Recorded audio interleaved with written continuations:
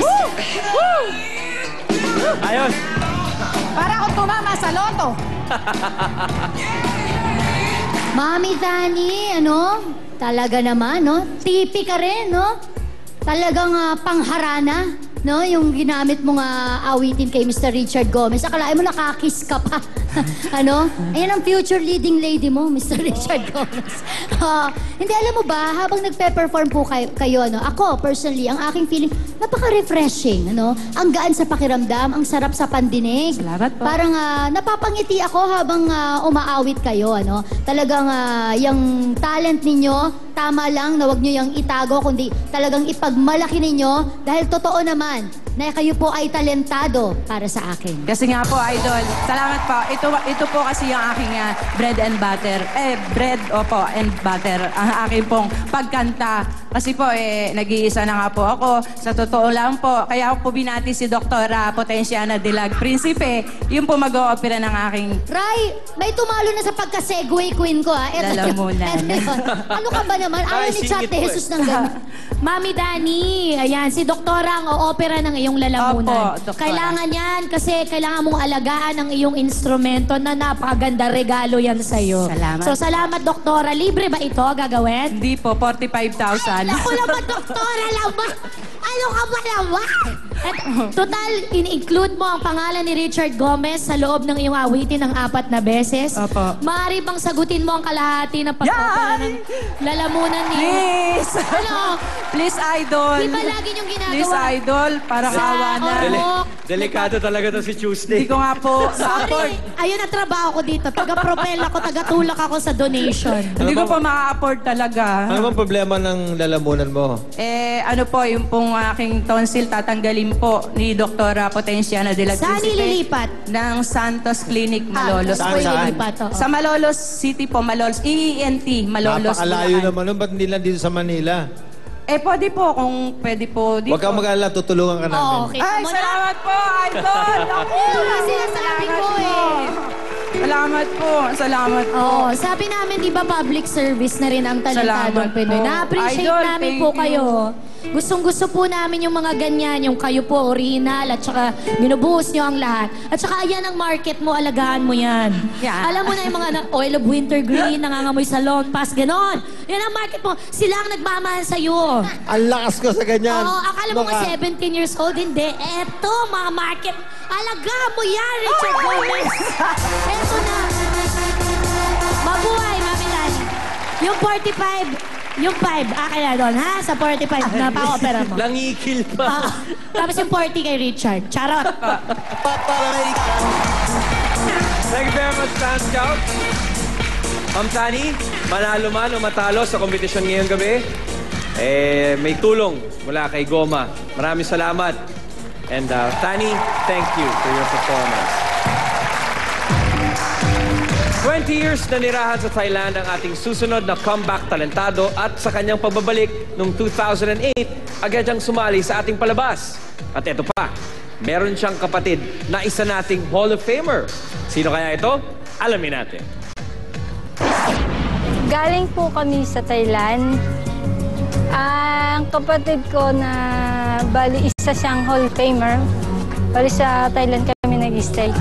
Then, siyempre nanood kami ng TV. Sabi kami nanood ng mga Filipino channel. Tapos, ayun, nakita namin yung Channel 5, yung Talentadong Pinoy. Tapos sabi namin, mukhang pwede kami rito ah. Yung pong pagsali namin dito sa Talentadong Pinoy, bali effort po talaga. Siyempre po, yung puyat, yung practice, yung pong ganyan. Balance and grace at its finest. Please welcome Veronica Velasco, or simply Veronica.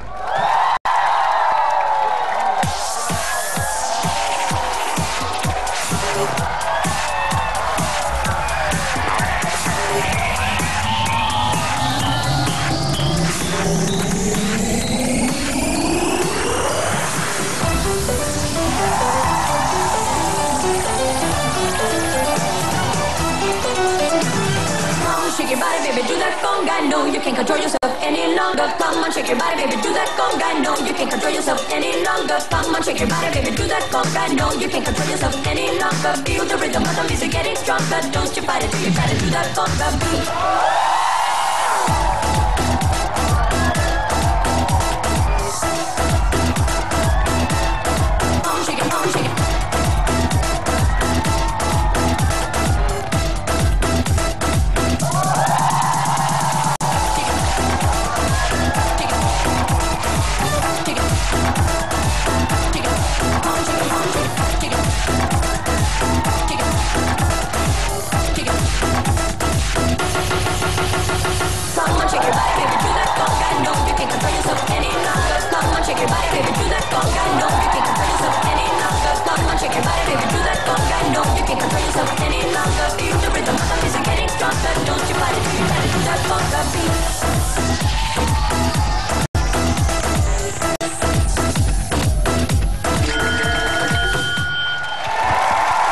Veronica Velasco. Okay, the final part of the act was her juggling 8 balls. Talent Scouts, should I give her time to do it?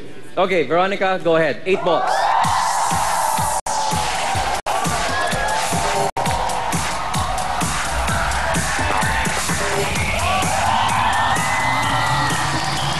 There you go, Veronica Velasco.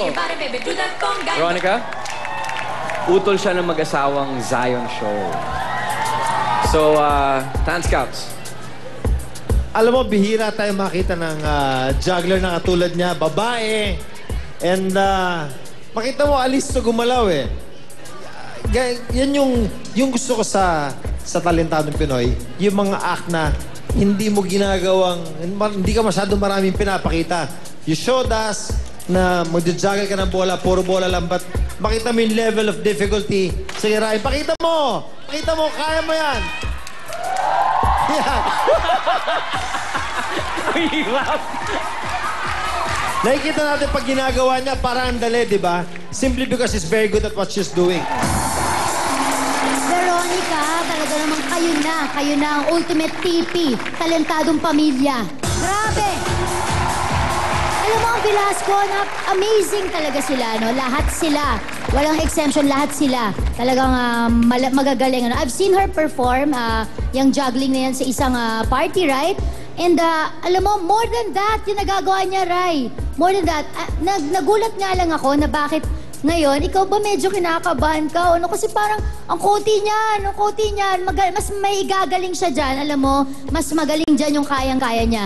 Pero nevertheless, okay na okay pa rin para sa akin. Thank you po. Hi, Veronica. Hello sa iyo. Talaga, tama ka. Ang galing ng Velasco. Ano na kaya pag nagpa-party sila sa bahay? Anong ginagawa nila? Juggle nila ang isa't isa. Pero anyway. bata sila, yung mga Ganyan? appliances sa bahay, basag lahat eh. Washing machine, hinahagis, mga ref, ganun. Maganda kasi what makes it beautiful, it's a really technical act, like you said, Mr. Goma.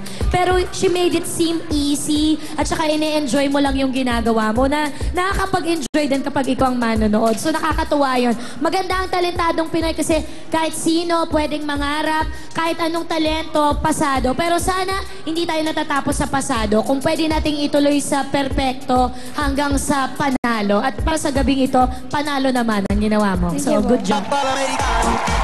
Maraming salamat, Talent Scouts. Veronica, medyo sumabit ng konti, pero nabigyan naman ng pagkakataon na mabawi sa mata ng mga Talent Scouts. So, bahala na ang jury mamaya kung pagbibigyan ka nila. Thank you very much, Veronica. Thank you, Ryan.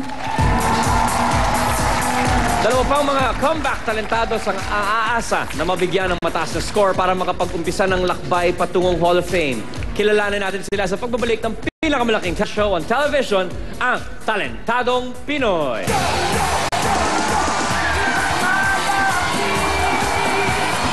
Huwag gagayahin para lang mapansin. Kung di mo kakayanin, tiyak pati ang mga Talent Scouts, hindi rin makakatingin. Alright, Jeff, we get the point. Dinig naman nila ang mangingibabaw sa entablado. Sila ang Haliba.